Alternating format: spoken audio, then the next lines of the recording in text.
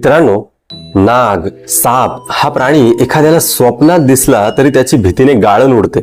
मग प्रत्यक्षात एखाद्याला जर सर्पदंश झाला तर त्याची काय परिस्थिती होत असेल? कवठे यमाई इथे राहणाऱ्या 36 वर्षीय तरुणाला या भयानक परिस्थितीतून जावं लागलं. सुदैवाने तो यातून अगदी सही सलामत बाहेर पडला. दैव तर बलवत्तर होतच, पण मदतीला धावून आले ज्यांना देवदूत असंच म्हणावं लागेल असे विश्वविख्यात सर्पदंशतज्ञ डॉक्टर सदानंद राऊत सर. 12,000 पेक्षा जास्त सर्पदंश बाधित रुग्णांना जीवदान देणारे जागतिक आरोग्य संघटनेचे सदस्य शिवनेर भूषण डॉक्टर सदानंद राऊत यांच्या यशस्वी रुग्णानुभवाची ही एक छोटीशी झलक. उदाहरणार्थ नाक किंवा मण्यार तर रुग्ण कोमात जातो. नेक्रोसिस किंवा गँग्रीन झाल्यामुळं त्याच्यावर 2 शस्त्रक्रिया करायला लागतात. डाळ उपटाय गेला तिथे डायरेक्ट त्या तोंडातच हात घ्या. बेशुद्ध होण्याच्या तयारीतच होतो. आम्ही रात्री येऊन त्याला सारखं उठवायचो, अरे बावड्या उठ बावड्या उठ. सरांची आणि मॅडमची पुण्य आहे, भावाला डबल जन्म भेटला. तर म्हणजे आमच्या कुटुंबासाठी एक देव माणूस म्हणूनच ठरले आहे आज. नमस्कार. आज आपण पुणे जिल्ह्यातील जुन्नर तालुक्यातील नारंगाव येथील सुप्रसिद्ध सर्पतज्ञ डॉक्टर सदानंद राऊत सर यांच्याकडे आत्ताच एक क्रिटिकल म्हणजेच अत्यावस्थ झालेला रुग्ण त्यांनी बरा केलेला आहे, त्याबद्दल आपण माहिती जाणून घेण्यासाठी आलेलो आहोत. नमस्कार, मी डॉक्टर सदानंद राऊत. गेल्या 1 महिन्यापूर्वी भुईमुगाच्या शेतात काम करत असताना एक 36 वर्षीय रुग्ण टहाळ उपटायला गेला भुईमुगाचं आणि त्याच्या उजव्या हाताला विषारी सर्पाने दंश केला. त्याच्यानंतर 1च मिनिटात त्याने त्यांच्या जवळच असले त्याचे भाऊ डॉक्टर जे आहेत दोघे तिघे, एक डॉक्टर भूलतृक तज्ज्ञ होते, एक BMS होते, एक BDS होते, त्यांच्या मदतीने कारमध्ये टाकून त्याला आपल्या हॉस्पिटलमध्ये जवळजवळ 45 किलोमीटरचं अंतर कापून 40 ते 45 मिनटात त्याला हॉस्पिटलमध्ये दाखल केलं. रस्त्यानं येत असतानाच त्याला उलट्या होऊ लागल्या, श्वास घेण्यासाठी त्रास होऊ लागला आणि ज्यावेळी तो हॉस्पिटलमध्ये पोहोचला त्यावेळी तो पूर्णपणे कोमात म्हणजे पूर्णपणे बेशुद्ध होता. त्याचा श्वास बंद पडला होता, त्याचं हृदय बंद पडलं होतं आणि अतिशय गंभीर अवस्थेत त्याला आपल्या हॉस्पिटलमध्ये दाखल करण्यात आलं. आम्ही तातडीनं त्याला त्याच्या छातीवर मसाज दिला, त्याच्या श्वासनलिकेत नळी टाकून त्याला कृत्रिम श्वासोच्छ्वास सुरू करण्यात आला आणि सर्पदंशाची 20 इंजेक्शन त्याला काही मिनिटात देण्यात आले. ज्याला आपण अँटी स्नेक व्हेनम किंवा सर्पदंशावरील लस म्हणतो, अशी 20 इंजेक्शनं तातडीने देण्यात आली.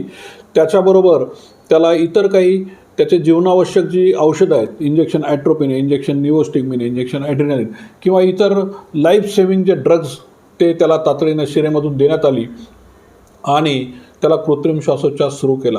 त्याचं हृदय थोड्या वेळाने काही काळाने सुरू झालं, परंतु त्याला कृत्रिम श्वासाची गरज होती कारण तो पूर्णपणे बेशुद्ध होता आणि तो जवळजवळ 24 तास पूर्णपणे बेशुद्ध राहिला. आम्ही त्याचे जे इतर तातडीचे इंजेक्शन्स ते वारंवार देत होतो, त्याचे जीवनावश्यक औषधं, परंतु त्याच्या प्रकृतीत किंवा शुद्ध अवस्थेत येत नव्हता. तो पूर्णपणे कोमात होता. त्याची बुबुळं फक्त हालचाल करत होती आणि त्याला पिनने जरी टोचलं तरी त्याला कोणताही प्रतिसाद तो देत नव्हता आणि आम्हाला अशी शंका आली की तो आता ब्रेन डेड झाला, म्हणजे त्याचा मेंदू आता कदाचित काम करणार नाही, त्याला त्याच्या मेंदूला वेळेवर ऑक्सिजन मिळाला की नाही अशी शंका आम्हाला होती. आणि दुसऱ्या दिवशी 24 तासानंतर पुन्हा त्याला काही तातडीचे इंजेक्शन देण्याचा निर्णय घेण्यात आला. त्याला सर्पदंशावरील लस पुन्हा दिली. नाक चावल्यानंतर शक्यतो 20 इंजेक्शनं अँटी स्नेक व्हेनमची देतात असा जागतिक आरोग्य संघटनेचा किंवा राष्ट्रीय आपला प्रोटोकॉल आहे. परंतु या रुग्णाला जवळजवळ 40 सर्पदंशावरील इंजेक्शन एकंदरीत देण्यात आली आणि 35 तासानंतर तो हळूहळू शुद्धीवर यायला लागला. त्याच्या आवाजाला प्रतिसाद देऊ लागला, डोळे उघडू लागला, हातपाय हलू लागला आणि तो पूर्णपणे श्वास घेण्यास त्याने सुरुवात केल्यानंतर त्याचं जे व्हेंटिलेटर कृत्रिम श्वासोच्छ्वास तो हळूहळू कमी करण्यात आला आणि त्याच्या श्वासनलिकेतनी नळी काढण्यात आली. आता तो पूर्णपणे शुद्धीवर आहे. तो चांगला बोलतोय, हालचाल करतोय, चालू शकतो. त्याला कुठल्याही मेंदूला त्याच्या इजा झालेली नाही आणि तो जी आम्हाला शंका होती की तो व्हेजिटेटिव्ह लाईफ होईल त्याचं, तो आयुष्यभर आता अंथरुणावर खिळून राहणार, तसं काही आता राहिलेलं नाही आणि तो पूर्णपणे नॉर्मल झाला आहे. परंतु त्याचबरोबर दंशाची तीव्रता इतकी होती की चावलेल्या ठिकाणी त्याला खूप सूज आली होती, फोड आले होते आणि तो जो भाग आहे पूर्ण काळा पडला होता. त्याला वैद्यकीय भाषेत आपण नेक्रोसिस किंवा गँग्रीन असं म्हणतो. त्याचा उजव्या हाताला तिथेच नागाने दंश केला होता, परंतु त्याची सूज ती दंडापर्यंत आणि छातीपर्यंत गेली होती आणि तो भाग नेक्रोसिस किंवा गँग्रीन झाल्यामुळं त्याच्यावर 2 शस्त्रक्रिया करायला लागलेल्या आहेत. पहिल्यांदा तो पूर्ण डेड टिश्यू, डिब्राइडमेंट म्हणतात त्याला, तो पूर्ण डेड टिश्यू किंवा ज्या पेशी मृत झालेल्या आहेत त्या सगळ्या पूर्णपणे भूल देऊन काढून टाकण्यात आल्या आणि काही दिवसापूर्वी त्याच्यावर त्वचारोपण करण्यात पण आलेलं आहे. त्याच्या मांडीची कातडी काढली आणि ती हाताच्या ठिकाणी बसवलेली आहे आणि सुदैवानं त्याच्या बोटाच्या हालचालीसुद्धा नॉर्मल आहेत. म्हणजे एखाद्या तरुण माणसाचा जीव वाचणं आणि त्याच्या हाताच्या हालचाली, जो त्याचा कामाचा हात आहे शेतकऱ्याचा, तो नॉर्मल होणं ही वैद्यकीयदृष्ट्या एक अतिशय आमच्या दृष्टीनं अभिमानाची आणि चांगली गोष्ट आहे. तर अशा रीतीनं नाग हा अतिशय विषारी, ज्याला इंडियन कोब्रा म्हणतो, स्पेक्टॅकल कोब्रा, हा अतिशय विषारी सर्पदंश होऊनही केवळ वेळेत पोहोचल्यामुळं या रुग्णाचा जीव वाचवण्यात यश आलेलं आहे. भारतामध्ये 4 प्रकारचे अतिशय विषारी साप आहेत. त्याच्यामध्ये नाग, मण्यार, घोणस आणि फुरसं हे अतिशय विषारी साप आहेत. नाग आणि मण्यार हे आपल्या मज्जासंस्थेवर दुष्परिणाम करतात, म्हणून त्यांना न्यूरोटॉक्सिक सर्प असं म्हणतात. घोणस आणि फुरसे हे रक्ताभिसरण संस्थेवर म्हणजे रक्त गोठण्याच्या प्रक्रियेवर दुष्परिणाम करतात, म्हणून त्यांना व्हॅस्क्युलोटॉक्सिक किंवा व्हिमोटॉक्सिक सर्पदंश असं म्हणतात. नाग हा अतिशय ॲग्रेसिव्ह सर्प आहे, परंतु जर तो पाय पडला, कुठलाही सर्प जर पाय पडला किंवा त्याच्या जीवाला धोका वाटला तरच तो चावण्याचा प्रयत्न करतो. नाग चावल्यानंतर सर्वात प्रथम जी लक्षणं येतात त्या दंशाच्या ठिकाणी खूप तीव्र वेदना होतात. तो भाग काळा निळा पडतो. त्याच्यानंतर रुग्णाच्या नाडीचे जे ठोके आहेत ते अनियमित होतात, कधीकधी खूप कमी होतात, कधीकधी खूप वाढतात. हृदयाची गती अनियमित होते, रक्तदाब कमी होतं, एकदम रुग्ण शॉकमध्ये जातो. किंवा सगळ्यात महत्त्वाचं म्हणजे रुग्णाला डोळ्यापुढं दिसायला अंधुक दिसू लागते, डबल दिसते आणि त्याच्या डोळ्याच्या ज्या पापण्या आहेत त्या जड होतात, डोळे उघडायला त्रास होतो रुग्णाला, रुग्णाची जीभ जड होते आणि त्याचं बोलणं तोत्र होतं आणि हळूहळू त्याला थुंकी गिळायला सुद्धा त्रास होऊ लागतो. थुंकी मग श्वासनलिकेच्या तोंडाशी साचून राहते आणि रुग्णाला श्वास घेता येत नाही, मग रुग्णाचा गुदमरून मृत्यू होण्याची शक्यता असते. त्याच्यानंतर त्याच्या दोन्ही हातातली किंवा पायातली ताकद हळूहळू कमी होते. त्याचे श्वासाचे जे स्नायू आहेत त्यांना लखव्यासारखी पॅरालिसिसची अवस्था येते आणि रुग्णाला श्वाससुद्धा घेता येत नाही. आणि ही सगळी जी लक्षणं आहेत नाग चावल्यानंतर काही मिनिटापासून ते 2 ते 2.5 तासात येतात. ते नाग कोणत्या ठिकाणी चावलेलं आहे, त्याचं विष किती गेलेलं आहे, रुग्णाचं वजन, अशा अनेक गोष्टींवर रुग्णाची जी लक्षणं आहेत त्यांची तीव्रता आणि गती अवलंबून असते. त्यामुळं नाग चावल्यानंतर किंवा कुठलाही विषारी सर्पदंश झाल्यानंतर रुग्णाला काही मिनिटात लवकरात लवकर जवळच्या हॉस्पिटलमध्ये घेऊन गेलं पाहिजे आणि त्याला सर्पदंशावरील लस आणि इतर तातडीचे उपचार केले पाहिजेत. नाग चावल्यानंतर सर्पदंशावरील लसीबरोबरच रुग्णाला जे इतर तातडीचे इंजेक्शन्स आहेत, लाईफ सेव्हिंग ड्रग्ज आहेत, त्याच्याबरोबर कृत्रिम श्वासोच्छ्वास म्हणजे व्हेंटिलेटरच्या सपोर्टची सुद्धा गरज असते. आणि नाग चावल्यानंतर रुग्ण काही तासापासून तर 24 ते 48 तासानंतर उपचार केल्यानंतर शुद्धीवर येतात. परंतु तातडीनं उपचार करणं ही अतिशय महत्त्वाची गोष्ट आहे आणि सर्पदंशावरील लस अँटीस्नेक व्हेनम सर्व सरकारी दवाखान्यामध्ये उपलब्ध असतं, परंतु ते लवकरात लवकर घेणं हे अतिशय गरजेचं आहे.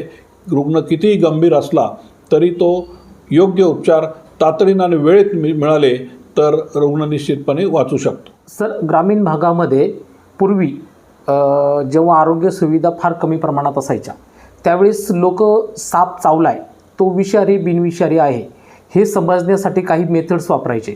त्यामध्ये कानाला चिमटा घेणे किंवा एखादी तिखट मिरची जिभेला लावणे. जर कानाला चिमटा घेतला आणि त्याने जर ती संवेदना जाणवली नाही तर समजायचं की हा विषारी साप आहे, किंवा मिरची जिभेला लावून ती जर तिखट लागली नाही तर तो विषारी साप आहे, असे त्यांचे ठोकळ अंदाज असायचे. याबद्दल सर तुमचं काय मत आहे? पूर्वी सर्पदंश झाला तर बहुतांश रुग्णांना मंदिरात न्यायचे किंवा मांत्रिकाकडे न्यायचे आणि निदानासाठी कुठल्याही सुविधा उपलब्ध नव्हत्या. जर रुग्णाला बिनविषारी सापाने दंश केला असेल तर तो साहजिकच दृष्ट्या कोणतेही उपचार न करता बरा व्हायचा आणि मग त्याचं सगळं क्रेडिट हे मांत्रिकाला जायचं किंवा अंधश्रद्धा वाढण्यासाठी याची मदत व्हायची. परंतु पूर्वीचे जे ठोकताळे आहेत त्याचा काही फारसा उपयोग निदान करण्यासाठी निश्चितपणे होत नाही. कारण अजूनही संशोधन असं झालेलं नाही की टेस्ट बड्स म्हणजे आपल्याली चव मिरचीची बदलते किंवा काही असं आपल्याला संशोधनातून सिद्ध झालेलं नाही कुठल्या विषारी सर्पदंश झाल्यानंतर. तसंच कानाला काही टोचल्यानंतर तर ते आपल्याला ते आजही वैद्यकीय क्षेत्रात आहे की आपण रुग्ण शुद्धीवर आहे की नाही, बेशुद्ध आहे की नाही, म्हणजे तो कोमात आहे की नाही हे पाहण्यासाठी वेगवेगळ्या प्रकारच्या टेस्ट आहेत. रुग्ण आपल्याला आवाजाला प्रतिसाद देतो की नाही, वेदना केल्या तर प्रतिसाद देतो की नाही, अशा वेगवेगळ्या प्रकारच्या टेस्टवरून रुग्णाच्या कोमाची लेवल म्हणजे बेशुद्ध अवस्थेची लेवल ठरवली जाते. त्याला ग्लासगो कोमा स्केल असं म्हणतात. म्हणजे त्याचं डोळ्याची प्रतिसाद, त्याचे मसलचे टोन आणि ह्या सगळ्या गोष्टीवर हे जे 15 पॉईंट आहेत त्याच्यावर ते ठरवलं जातं ग्लासगो कोमा स्केल. आणि ते 0 ते 15 असतं. आणि जर रुग्णाला न्यूरोटॉक्सिक म्हणजे मेंदूवर दुष्परिणाम करणारा सर्पदंश झाला असेल, उदाहरणार्थ नाक किंवा मण्यार, तर रुग्ण कोमात जातो. नाक चावल्यानंतर काही मिनिटात रुग्ण श्वास बंद पडून कोमात जातो.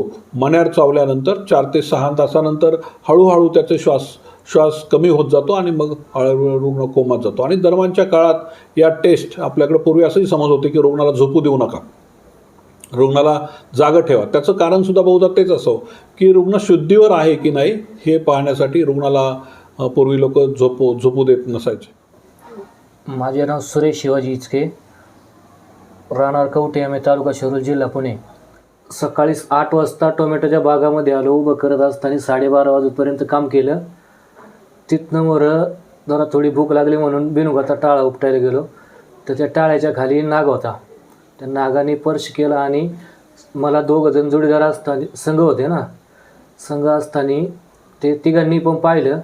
सगळं बाजूला ठेवलं आणि डायरेक्ट हॉस्पिटलच्या दिशेने निघालो.